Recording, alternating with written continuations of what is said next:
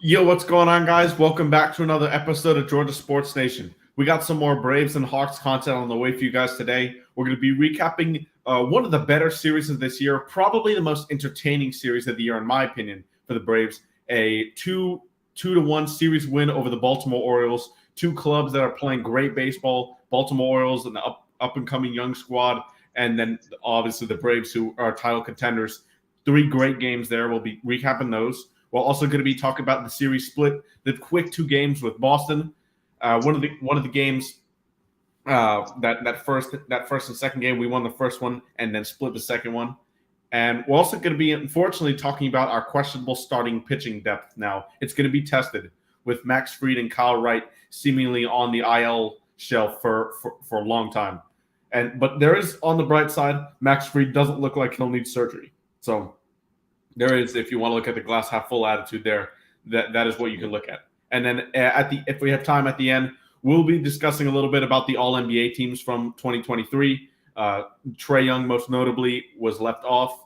And like Ant mentioned before the show, only one third-place vote. So we're going to be talking about that, our opinions on that, and just seeing our overall thoughts on each three of the teams. So without further ado, let's get it going tonight.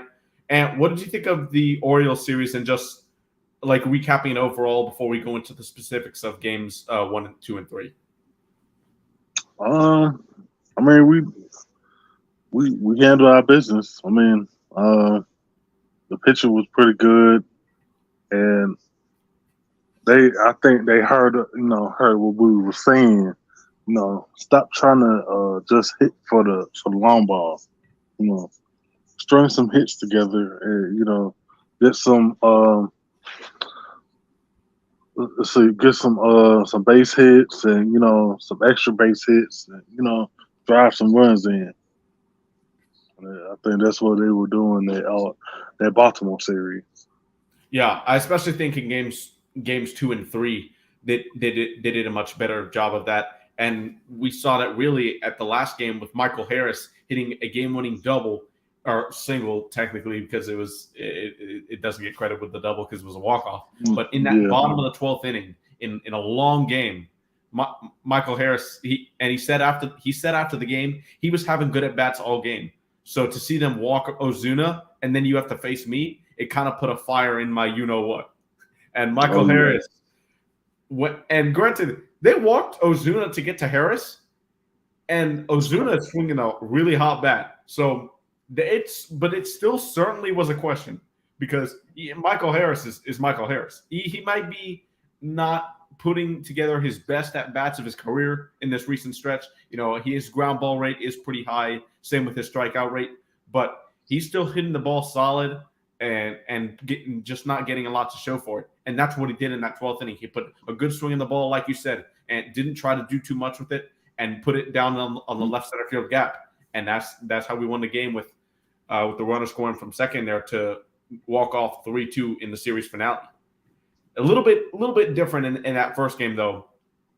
Max Fried, an uncharacteristic, really bad start here. He allowed 3 homers. Also, I think the weirdest thing for this too, and you can get in on this, Ant, as well.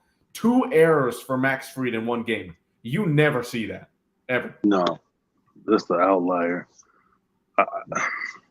For Max We just didn't have a good he just didn't have a good outing, and he was looking like he was laboring that whole game. Like he was leaving pitches over the plate that he really did, that he normally doesn't, and he was missing his spots, and he just wasn't looking like himself.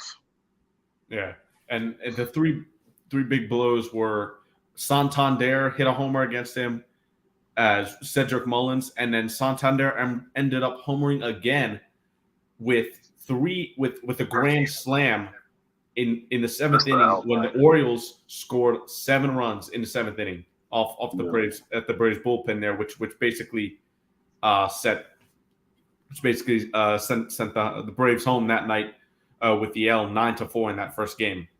Ultimately, for us, Acuna keeps hitting, so he's chugging along with that 352 average. He's probably been the most consistent player in baseball this year. He just keeps chugging along. Olsen as well. His strikeouts are low.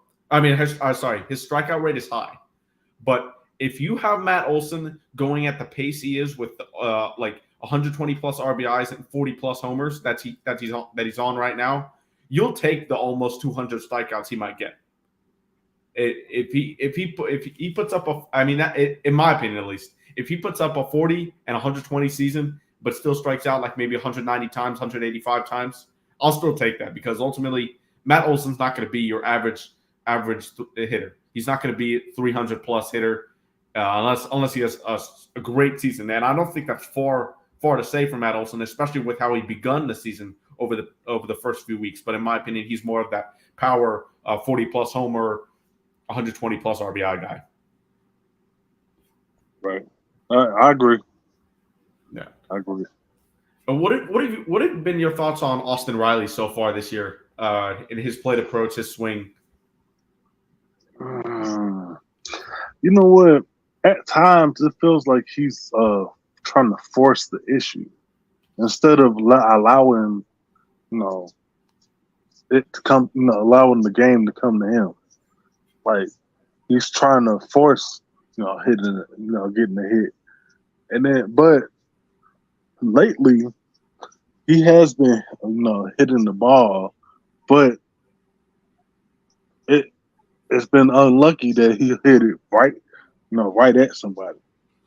Yeah, I remember most notably in the Boston game, one of them, I don't remember which one, but he hit an absolute bullet, like 110 off the bat, right to Rafi Devers. Yeah. And it's just unlucky for Austin at that point. But the middle of this lineup right now, especially in the Orioles series, Murphy, Rosario, Albies all had two hits in the first game. In the second game, Sean Murphy actually went hitless. Rosario had a hit. Ozzie had another hit. And then in the third game, when you have the middle of this line doing this, when Rosario had another hit and you had Albies in there as well, Sean Murphy with an uncharacteristic 0-4 in that second game. Second game of the series. He didn't play in the third one. But when you have the middle of the lineup going like this, it's 1 through 9. Really, everybody can hurt you in this lineup, and like you've been saying for multiple weeks here. Yep, 1 through 9. Like we are really dangerous. When we take our pitches and have a good eye at the plate, we are a dangerous team 1 through 9. Yeah, and Sean, and that one hit for Sean, one of the two hits for Sean Murphy in that first game was a two-run homer in the bottom of the 8th. We cut the lead to 9-4, so ultimately not that close, but still Sean Murphy just barreling up every single pitch he sees at this point, really. Right. And then last detail I want to get in this first game was Braden Shoemake. He made his MLB debut. He started at shortstop. And what did you see from him in just that one game sample size, or were you able to see anything? He made some plays, man. Like he looked like he was that's his position. Yeah. He's a great defensive shortstop. That's what his scouting report, that's his MO, what he's there to do. The bat is a little bit behind the defense. It's kind of the opposite of Vaughn Grissom. Vaughn Grissom is a very good hitter for his age, a great average hitter, doesn't strike out a lot. Then you got Braden Shoemake, who is a little less powered, not the greatest contact guy, but he's going to give you above average defense. Right. That's what we needed because Grissom, he was making too many errors, over there. Yeah, overthrowing Matt, and it was crazy. Like a couple of those games, we could have easily won, but you overthrow, making these errors, and we could have got people out. Yeah, and Vaughn Grissom, he was sent back down to AAA after Travis d'Arnaud was activated, and Raisel Iglesias is also back with the Braves. He's healthy now, so he's looked good as well in his save situations. So that's a great sign for the Braves. As even though Max Fried, Kyle Wright, they've gone down with some serious injuries, we're still getting some guys back that aren't those, and they'll help us produce, and we're staying afloat like we've mentioned so far in these last couple of weeks. But as we have Will coming up here and joining us, what did you think of this Orioles series, and in particular the second and third games, and how our offense and our pitching battled together to ultimately eke out the series win? Well, what's going on, fellas? How y'all doing, man? What's up, Big Will? Well, first off, man, that was a great series, man. That was a hard-fought series. Yeah.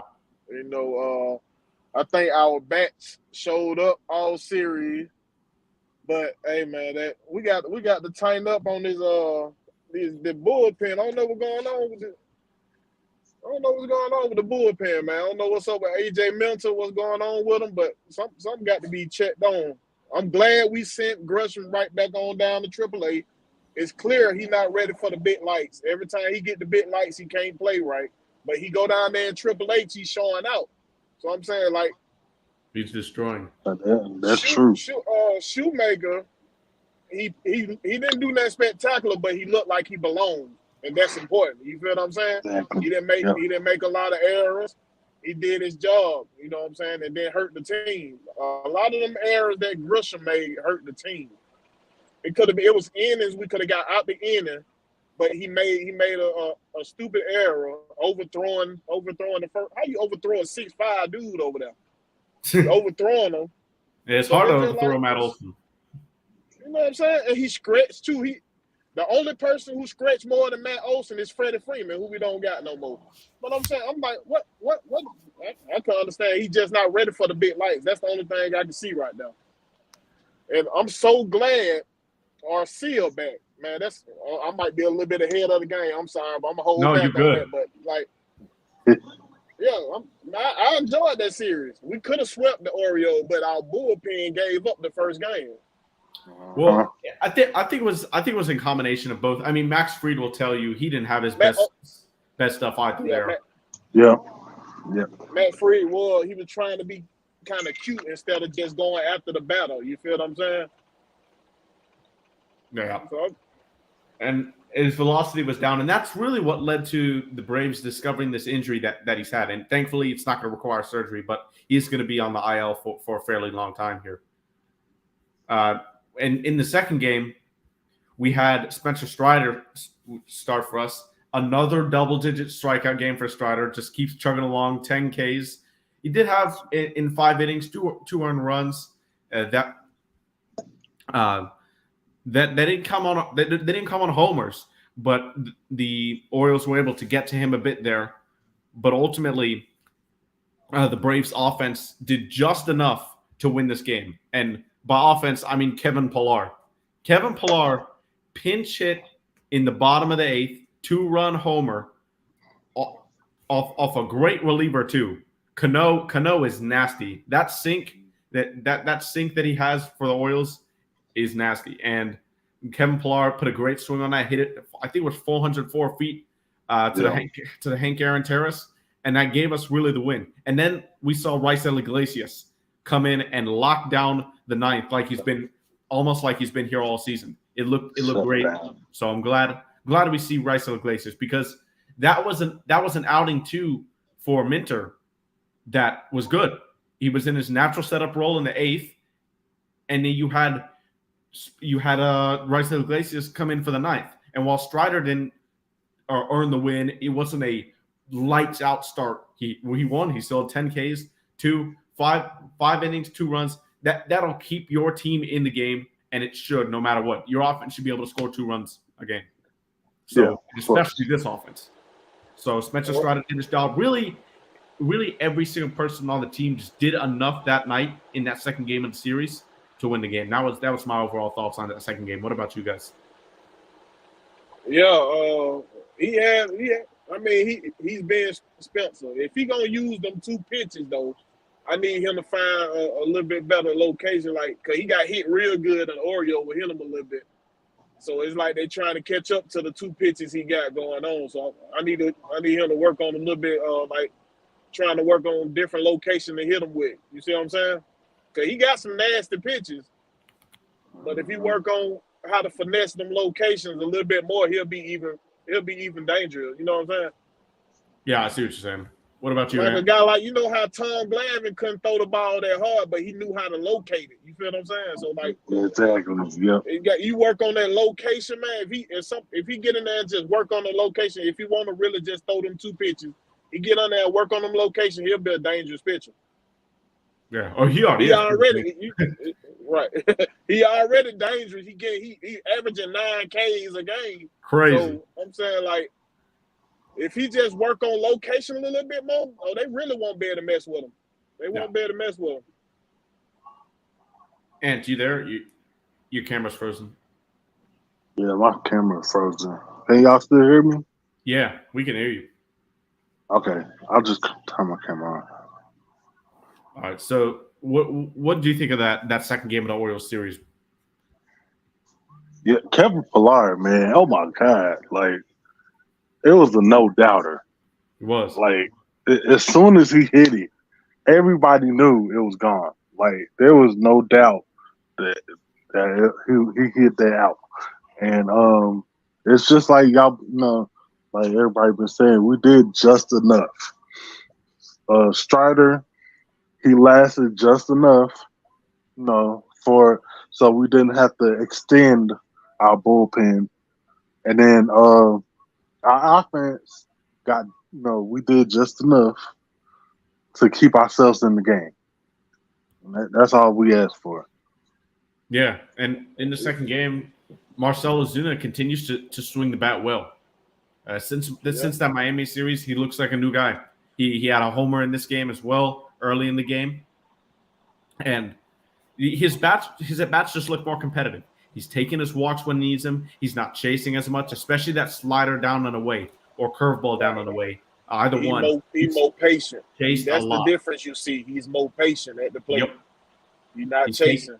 He's taking what the pitcher gives him. It's kind of similar to in basketball terms. You always take what the defense gives you. In baseball, you take what the pitcher gives you.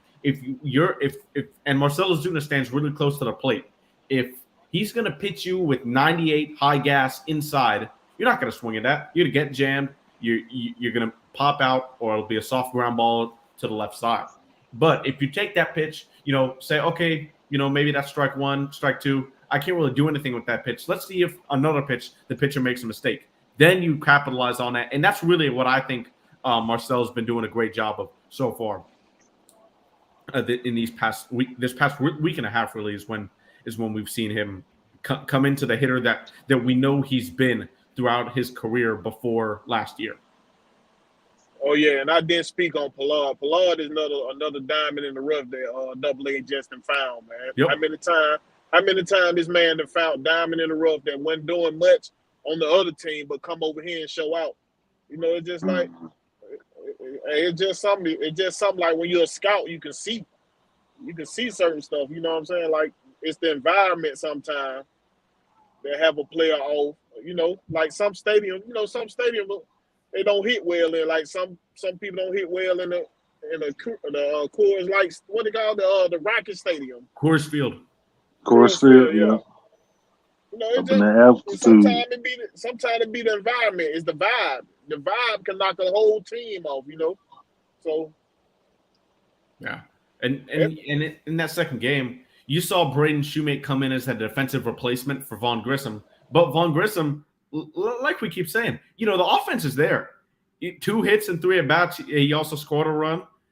And the offense is there, and I think Vaughn Grissom one day he's going to be a very successful major league player. He's going to be consistent, but it's when does that glove catch up to the bat? That's for Vaughn Grissom what needs to happen, and same with Braden Shoemate, but just in the opposite. When does his bat catch up to his glove? I think they're both going to be successful major league players. Will they both be for the Braves? I think that's highly unlikely with Ozzy, especially at second base now. So Vaughn can't really play second base long term here. But I think both of them will nonetheless have successful major league careers. It's just when can they get closer to both defense and offense? One of them gonna have to learn how to play outfield. They want us to both make it up the Braves. One of them gonna have to learn. But like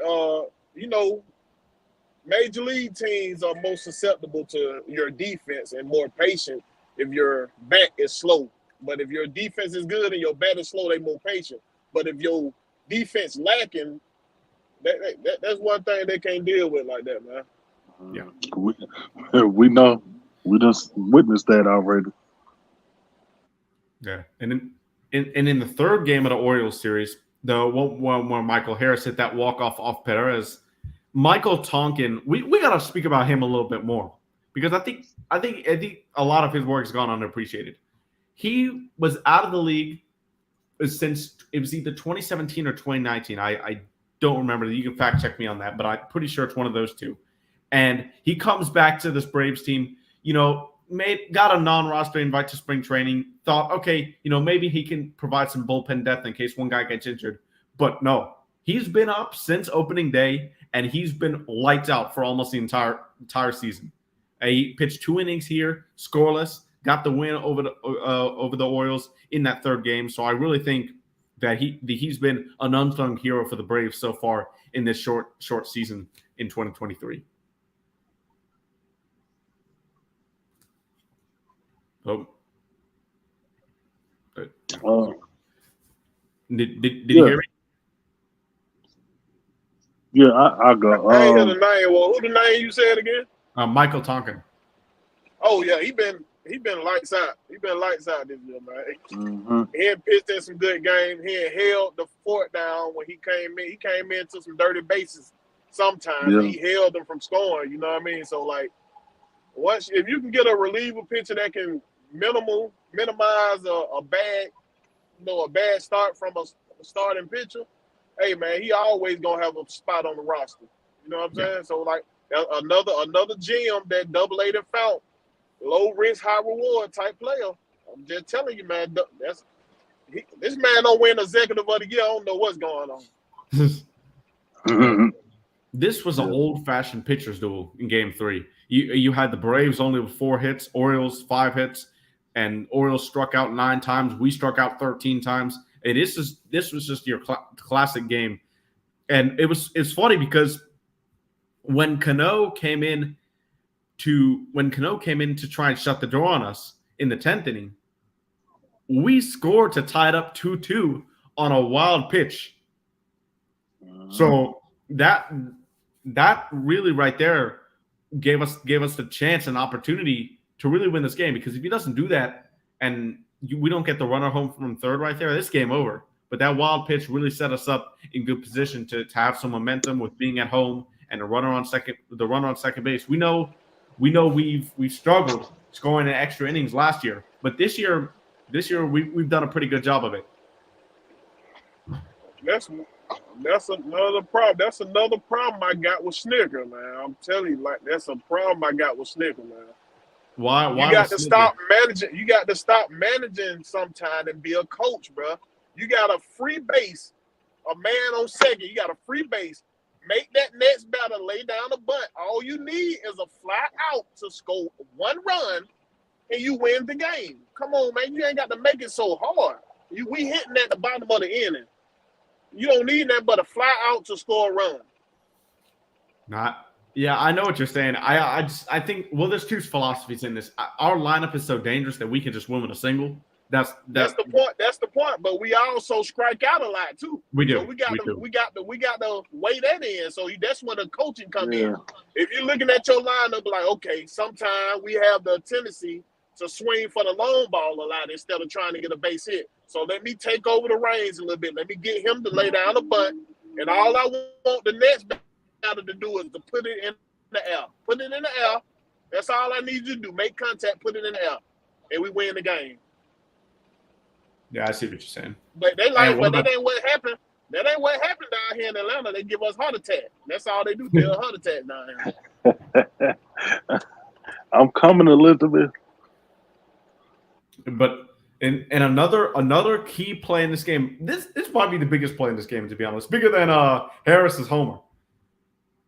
I don't remember what inning it happened specifically, but Ronald Acuna Jr., he threw in 100-mile-per-hour bullet, laser, whatever you want to call it, cannon, to Austin Riley to cut off that ghost runner and prevent him from taking third with less than 2 outs, which means the Orioles could have taken the lead on a sac fly the inning before. And Ronald Acuna erased him with that great throw that he had. And that was one of the better throws I've seen in a long, long time. Why? That's the thing. The one thing I kept asking myself, even while it happened, and I'm still asking myself, why would you run on him? Yeah, you know, everybody knows he has a rocket arm. You just cost your team a run. Come on, bro. Yeah, or a chance out one. Yep. Yeah, that's one outfielder I'm not finna run on. Nope. That's one outfielder I know I'm not finna run on. This man got like 4 assists already this year? Yep. Yeah. Come on, man. I'm not finna test that, man. I sit and the ball be there. The third baseman sitting there reading the book by the time you get there to slide in. I'm like, come on, bro. Like, I'm not finna try that if I seen, especially I seen somebody get thrown out. I'm gonna try him next. No. But they keep trying Sean Murphy too. They keep trying Sean Murphy. That's true. And Travis d'Arnaud, when he came back in the Boston series, which we're gonna recap in a minute, they tried to run on Travis the day he came back, and he threw him out. Yep. Yeah, he can't let Sean have all the shine now. He can't let him have all the shine. Yeah. So yeah, overall, this Orioles series, like Will said, and I said at the beginning of the show, I think this is the series of the year so far. It was a lot of fun. Any last words you want to say on that before we go on to the Red Sox? I'm good. Nah, you pretty much touched everything on it. We can go to the next. All right. So in the Boston series, definitely a tale of 2 games here. In the first game, we had Charlie Morton pitch a really strong start. Definitely a quality start. 6 innings, 2 runs, 7 Ks, 2 walks. That you'll definitely take that from Charlie Morton, especially how he's kind of gone off to a rough start here with the long ball again and hitting batters. You know that is what he'll do occasionally. But Charlie's was really good. Was really good in the first game in Boston. Had his curveball working.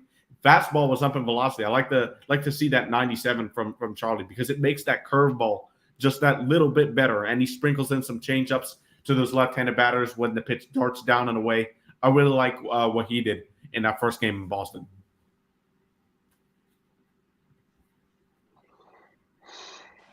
Yeah. Man, you want to take it first, bro? Yeah, I go. Yeah, Charlie Morton, man, it felt like he was turning back the hands of time. Like I haven't seen him that dominant in a couple of starts. Like he's been good.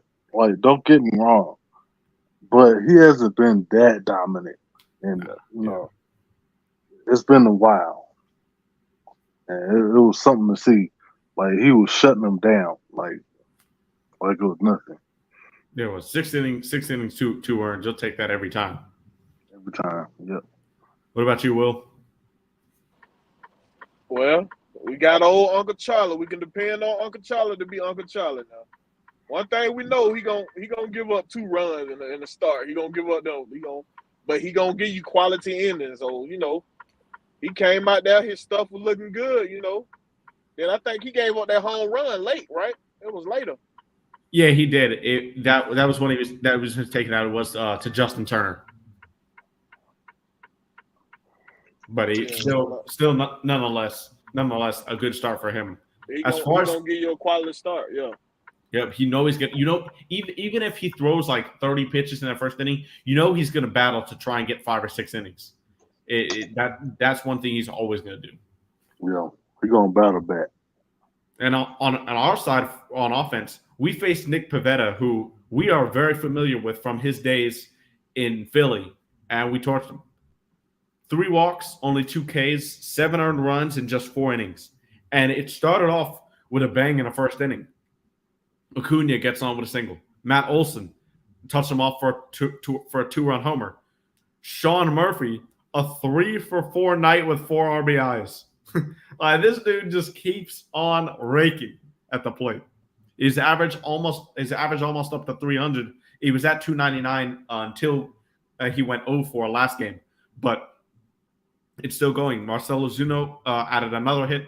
Eddie Rosario, Ozzie Albies, everybody got a hit in the lineup except Austin Riley and Michael Harris. And then I didn't mention Orlando Arcia yet because of this. On similar lines to Sean Murphy, Orlando Arcia 3-for-4 that night, and his average for the season is now up to 358. And this is a guy who we were shocked when he got that starting position. Now it's looking like a genius move from Alex Anthopoulos. Well, I wasn't shocked because his defense is like superb. Like he is a really good defensive player. Like what I don't want to say it shocked me, but it was kind of an eye opener. His offense. Like I knew he had some pop because he's shown it, in the past. But I didn't know it was going to be, like this. Yeah, he's always been a streaky offensive player, especially in his days with Milwaukee. He does strike out a lot, but right. The way he's putting the bat on the ball right now and striking out less, this is the most locked in I've ever seen him at the plate in his career. I think. I don't remember in his Milwaukee days. He definitely hurt us in some games. I do remember that, but it never. When he comes to the plate, I just feel like the confidence that he has, he's not swinging at those down and away pitches that he used to a lot last year. And he had a good year last year off the bench. But in the couple years that we have had him, he's definitely had trouble laying off that slider down and away. But he's been doing a better job of that lately. And that power is still there. The extra base hits are still there. He got that double down the line. It would have been 2 RBIs if that fan didn't reach out offensive steal. Apparently a friend of Jeff Francour's, which they were joking on the broadcast. That was hilarious. Oh yeah, that was hilarious. That was so funny. But yeah, still, nonetheless, Arcia just continues to rate. He and Sean Murphy both had 3-hit games in that first game against Boston. Now, in that second game, it was a bit different. We lost, but on the we had some, not on the bright side, but we did have some history in this game, and for a former Brave. Kenley Jansen, Boston Red Sox closer, our closer last year, who did a great job for us, reached his 400th save. And he's the 7th major league pitcher in MLB history to do that. So I think that deserves some praise for Kenley Jansen. Obviously, he's going to be in the Hall of Fame for sure. But I want to speak about kind of the specifics of Kenley against us, because he was throwing 98 with cut. He never got up to 98 with us. He was around maybe 92, 93, 94, but he was never upper 90s with us. It seems like he's found the fountain of youth up there in Boston. No, that was personal. That was personal. He wanted to sign back with the Braves. That's what it is. That was a personal. That could have been, yeah. Right there, man. Like, oh, man, y'all didn't sign me back. I'm with. And it was 2 You can former tell Braves. how he was. You can tell how he was coming out there, man. It was. We had Chris Martin pitch the 8th and shut us down as well. So 2 former Braves closed it out against us in that last game against Boston. And what did you think of this game overall? Yeah, we just couldn't get anything going on offense, and then I hate. I think I said this in the chat that day. I cannot stand when we do these bullpen games. It never works out for us ever. That's what I'm saying. I don't know why Snickers like to do it. He know it never works out when he throw a bullpen game, and for some reason our bats couldn't wake up. Man, we had scoring opportunity. We couldn't wake up. Yeah, we did. I don't know what was going on. We never got that key hit. And meanwhile, the opposite happened for the Red Sox. Tristan Casas definitely late in the game put kind of put the nail in the coffin there with that long home run. Yeah. But yeah, and then Raimel Tapia as well with the go-ahead double to go up 3-2 at the time. Those two hits were really what kind of did the Braves in and gave the Boston the win. But overall, I think Boston's good. We play the Orioles, we played Boston, and now this is a really tough stretch in our schedule. Tonight, we start a series with the Blue Jays on the road. Then we start a series with the Rangers on the road. Then we come back home for the Mariners, the Dodgers, and the Phillies. Then we play the Athletics. That's three. That's this stretch before the Athletics. We face – look at these good teams we're facing. Orioles, Red Sox, Blue Jays, Rangers, Mariners, Dodgers, Phillies. This is a really tough stretch in the schedule. And the Braves, you've got to commend them. They've been staying more than afloat. We've been winning some really tough games without some of our key players. We just got back Michael Harris, Travis d'Arnaud, Raisel Iglesias, Colin McHugh. We just got back these guys, and when we lose our one starter, our ace, and we lose our third starter as well in Kyle Wright, and we're still doing this. So I think we got to commend the Braves really here for what we've done despite the injuries too. Now, our starting pitching depth, like Will alluded to with the bullpen game, is really going to be in question here. We've got the injuries to Kyle Wright and Max Fried, who are going to be multi-week, perhaps multi-month absences. How do we fill this gap during this time?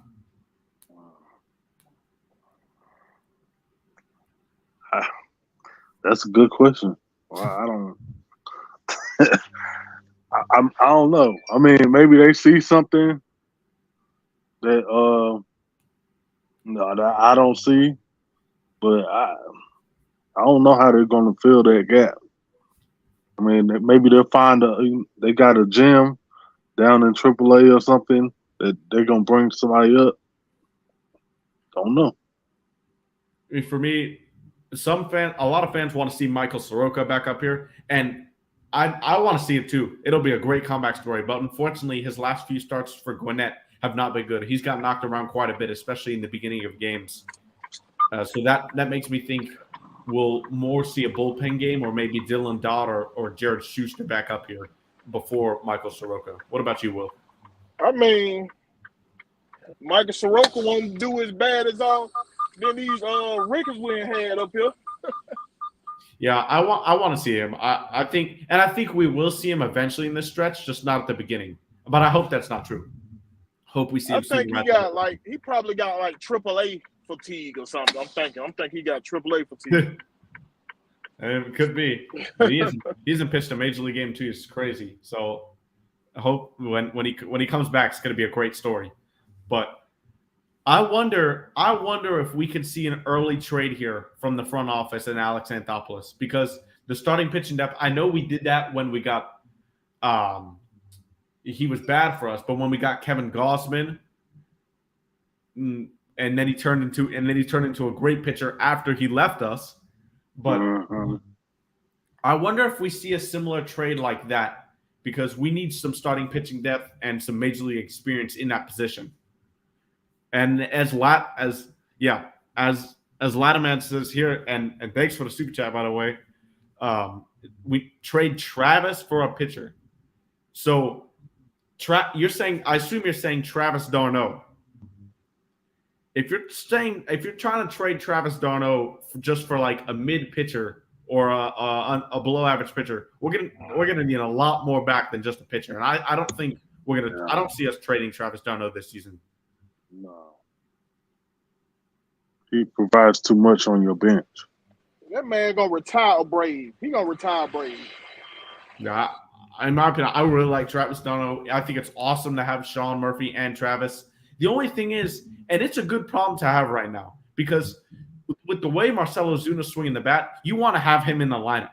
But you can't. That means you can't have Sean Murphy and Travis d'Arnaud in there as well. and Eddie's swinging a hot bat too. So you want him out there in left field. So really 4 guys that Brian Snitker has to juggle the lineup around right now. So it's definitely going to be interesting to see how he forms the lineup every day from now on, because you want to see consistent at-bats from Ozuna, and Travis D'Arnaud's just getting back, but Eddie Rosario's hitting the ball well right now too. It's really good to see him go in the opposite field, especially for a lot of singles in left center field. So it's a good problem to have, but it definitely is kind of an issue here. Would you guys think, what is the most likely outcome? Would you think a trade is the most likely outcome, or would you say that we bring up one of the rookies and he tries to stay in that 5th starter spot? Or actually, we need 2. So trade, rookies, or do you think it could possibly be Michael Soroka? You know what? I'm gonna say trade, because I trust that Anthopoulos gonna find something out there. Like he probably got his eyes on something, as we speak. And I think we're gonna trade for somebody. We probably trade some AAA people that's down in AAA or something like that, and like we did last year, and or even like we did in 21 when we won the championship. I see what you're saying. All right, Will, what about you?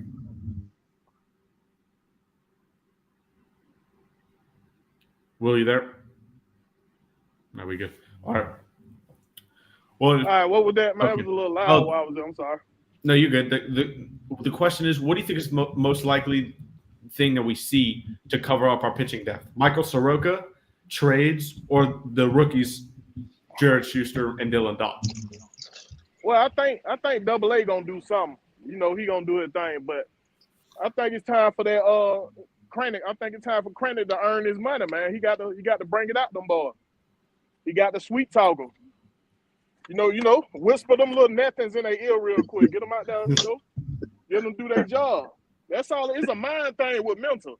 It's a mind thing. Yeah. He got the stuff. He done it up here. It's a mind thing. Yeah, I hope and Minter's a huge piece for this bullpen, especially with Matzek out from that left side. Minter's, we're going to need him to be successful to get where we want to go this year. Because we definitely have championship aspirations in this season. But if any you can really tell we miss our boy, man. Yep. We had the Tommy John, sir. We miss him. We miss Matzek a lot. Oh, I forgot his name. What his name is? Yeah. Tyler Matzek. Yeah, okay. Yes, sir. We missed that. We missed that around there. We definitely do. Yes, we do. Any last thoughts before we move on to some All NBA talk here? No, sir. All right. Hopefully we get this road trip off to a good start at the Rogers Center today in Toronto, and let's see how the Braves handle this tough stretch of schedule. We've had a pretty tough schedule so far, and we've done a good job. But this is going to be a real test on the road against over 500 teams. So let's see if the Braves can stay afloat and handle business to come back home and enjoy some home cooking when they come back here. Because surprisingly, the Braves have been better on the road than they have been at home. What are your guys' thoughts on that real quick before we move on to the All-NBA? What do you think about that trend so far in this season, and do you think it will continue? Well, that just shows what type of what kind of a mature team that we have. And we're a championship team. I mean, championship teams know how to go on the road and handle their business. And we know, we know that, they're going to turn it on at home at some point in time. We're not going to worry about that.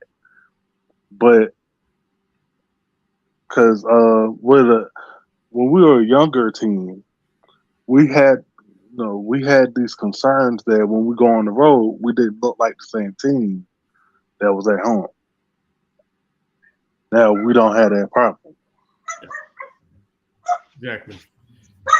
So yeah, with that being said, we got Chris Bassett versus Spencer Strider tonight. Obviously, we're very familiar with Chris Bassett from his season with the Mets last year. We hit him pretty well, and we got Spencer Strider going for us against the Blue Jays. We've seen Chris Bassett more than the Blue Jays have seen Spencer Strider, so that gives us an advantage. Hopefully, we take that. Two opposing styles here with Bassett really pitching in the upper 80s, only to low 90s, and then you got Spencer Strider with that blazing fastball. So two opposing pitching styles. Let's see which one wins the battle of the first series against on this key road trip for the Braves against the Blue Jays. All right. With that being said, let's get back to some Atlanta Hawks NBA and some all NBA team discussion. Now, before I list all of the first, second, and third all NBA teams, did you guys have any problems with people on the teams or the selections or any of the awards, pretty much?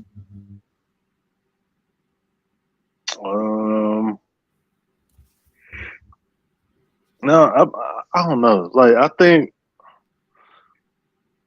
we could have, they could have, shuffled it around a little bit, but I think other than our guy, I think it was all deserving. Gotcha. Yeah, I don't care too much about it because it reminded me of the All-Star game. It's just all a popularity vote and all that. You know what I'm saying? Like, I don't look too much into it like that. I can see what you're saying. The first team All NBA, the guards were Luka Doncic and Shai Gilgeous-Alexander, and forwards Jason Tatum, Giannis Antetokounmpo, and Joel Embiid. Now, for me, those three guys in the front court, Tatum, Giannis, and Embiid, those guys stay there. Definitely deserving of first team All NBA. Now, Shai and Luka, their teams did not make the playoffs, and Luka missed the play-in entirely. For me, I think Shai deserves first team All NBA. But if I'm the voters, and if I'm the voters, I'm putting Luka on second team All NBA and boosting Donovan Mitchell up to first team All NBA. I know he had a bad playoff series against New York, but his regular season was amazing. The Cavs were really good, and I think he's deserving that first team All NBA instead of Luka. The second team is Steph Curry, Donovan Mitchell, Jimmy Butler, Jaylen Brown, and Nikola Jokic. Any thoughts on that?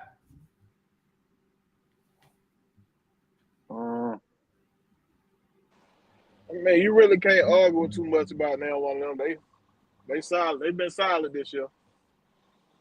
Yeah, I think out of all of them, but I think Brown, Jokic, Curry definitely on there. Mitchell, I still think should be first team All NBA, and like I said, you put Luka in second.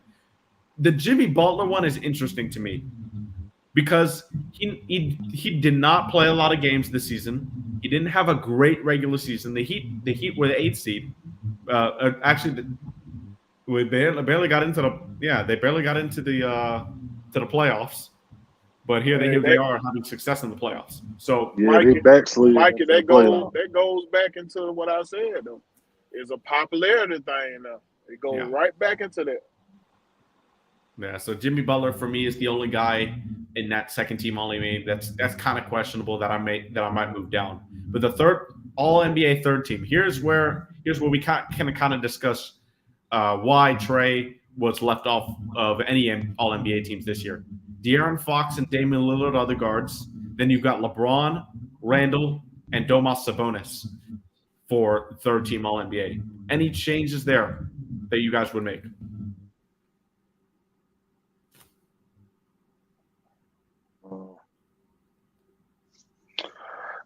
Man. For me, it's tough because I think Jalen Brunson deserved to be on an All NBA team over Randall, but there was no more guard spots. It was just forwards, and for me, you had to put one of Randall or Brunson on there, And so I guess it's Randall because you need forwards. Next year, even though the 65 games minimum to me is BS, I think that's a stupid rule to be deserving of all NBA honors. But next year they'll be positionless, so you might see 4 guards on there on second team All NBA or something like that. I think that's better, but the 65 games minimum played, I think is a bad change for the league under the new CBA. Now let's talk about our guy Trae Young. What are your thoughts about him being left off on that third All in the NBA team, and you like you said earlier, only receiving 1 vote to get third team All NBA? 1 vote, even though this guy averaged a double throughout the whole season from start to finish, 26 points and 10 assists, and it's like I had alluded to Mikey before the show. He willed his team time and time again in the regular season and during the playoffs. He put this team on his back, and basically what the NBA said, that's not good enough for us. Yeah. It's another hate on Trae Young. All the hate that he always getting. Yeah, one of my guys. All the hate he's always getting, man. So it's showing. It's showing so bad now. But he gonna show him though. Don't worry about it. Oh yeah. 1 more year up under Quinn Snyder. He gonna show up. Oh yeah. As we got Mad Mike here joining us. What's going on, Mike? You know I have something to say about that, right, Mike? Yeah. Please do. Well, I haven't had a good little rant in a while, especially on here. I've never seen anything like this. Like, I've been a basketball fan my entire life. I've never seen anything like this. This is a fucking disgrace. And I mean disgrace to the umpteenth degree. How the fuck? Excuse my language, I'm sorry, Ms Maggie, but how in the fuck can you look at a guy that led the league points and assists, and you're trying to tell me he's not worthy of the third? And then even more disgraceful, not one NBA player outside of the Atlanta Hawks is coming out to this guy's aid. Not a one. I've never seen anything like this. You talk about LeBron hate, you talk about AD hate, you talk about Jordan hate, Kobe, all these guys. But I've never seen anything like this. And there's nothing that anybody can say with a straight face and say Trae isn't worthy of a third team NBA. There's no excuse. No excuse. There's nothing you could say to say that Trae Young isn't worthy of a third team NBA. It's disgraceful. Yeah, you can't tell me you can't tell me with a straight face there are 9 players in the NBA that is better than Trae Young. He's a top 10 talent all the way around. And you're trying to tell me he's not worthy of a third team NBA? Come on, bro. That's disgraceful. And the NBA should be they should be ashamed of themselves. But even further than that, the players. Those are the players that should be looking at themselves in the mirror and just saying, like, bro, y'all some straight up haters. Straight up haters. This is nothing. This is absolutely beyond anything I've ever seen. I've never seen anything like this ever. Especially when you got Trae, leading the league in assists this year for the second year in a row. But for me, if I can play devil's advocate here, Mike, who would you take off as far as guards? I know you're going to put Luka and Shea, Steph, and Donovan Mitchell over that. So as far as third team, would you take off De'Aaron Fox or Damian Lillard for Trae? The fact that you had to ask that question, like, is baffling. Well, Trae Young, I know. You've been the devil's advocate, and I get it. But the fact that you're trying to, like, anybody would say Donovan Mitchell is better than Trae in any way, shape, or form, it's just absolutely ridiculous. No, I don't think. So, yeah, he's not a better. And he that right there, that's one person, just right off the top. Don't tell me again. Don't tell me anybody. There's nothing anyone can say that this is Donovan Mitchell was a better player. I'm like, all right. It came down to just regular street ball. Let's just say regular street ball. I'm gonna take Donovan Mitchell over Trae Young. Come on, man. Like, make it make sense to me. That's all I want. Just make it make sense to me. I think if you're gonna look at something, it's definitely the efficiency for Trae. Donovan Mitchell, especially for the first month and a half, really 2.5 months of the season, shot the lights out of the ball and was averaging over 30 points a game. Trae really struggled shooting until January, the middle of January, early February. So I think that's the one area where you say, okay, Trae Young is definitely a better player than Donovan Mitchell, but this season, Donovan Mitchell probably had a better season overall. I think that's where people that really, really disregard Trae Young as not a top-tier talent in the NBA, I think that's where they would go to look at that. But the fact that, again, this is where I even have a rebuttal to that, because Steph and Luka didn't have the best years scoring also, but they still were on there. Yeah. Oh, I can't believe. These are the things that I mean. Like, you're punishing him for him being Trae. Shooters are going to have years where they don't have, the best of shooting years, and this is clearly Trae's year where he's down. But again, Luka didn't make the playoffs. Luka didn't make the playoffs. Yeah. Steph, and I love Steph. Steph is my favorite player right now. But don't tell me with a straight face that either Trae isn't better than both of those guys this year. And you have to couple that with the fact that his team in its entirety, the team in its entirety didn't shoot well. So again, those are a lot of factors when it comes down to Trae and what he had to endure, the coaching, the uncertainty with the front office, not knowing where, and not having stability. Those are a lot of factors in that. But like I said, when it comes down to basketball, man, it's like my thing is to just get this guy his credit. Like I said, I've never seen anything like this, and I've been watching basketball for a long time. It's a disgrace, man. Yeah. Any final thoughts before we end the game here? The Braves game is about to start, so I know y'all do want to go ahead and watch that after we end here. But any final thoughts on some All NBA or the Braves before we head out of here, Ant and Will? No, Mike touched on everything, man. It's just disgraceful as hell. I don't understand it, bro. I don't understand it. All right. With that being said, we'll end it like we always do. We'll start with you, Mike. Tell them where they can find you. Well, I would much rather put the attention on you guys. Y'all already know where I can find me, but find Mikey, man. Pen Wizard, Twitter. All right, check him out. Big Ant, Twitter. Will ain't on Twitter right now. At least where people can see him. Appreciate you, Mike. Work in progress. Work in progress. Hey, man, just Mad Mike Sports everywhere, man. That's all you need to know. Mad Mike Sports everywhere. All right. Appreciate you, Mike. And with that being said, don't forget to tune into Georgia Sports Nation next week, same time, Friday, 6:00 p.m. Eastern. If you're on YouTube, don't forget to comment, like, and subscribe. We'll see you guys later. Peace. Peace out, y'all.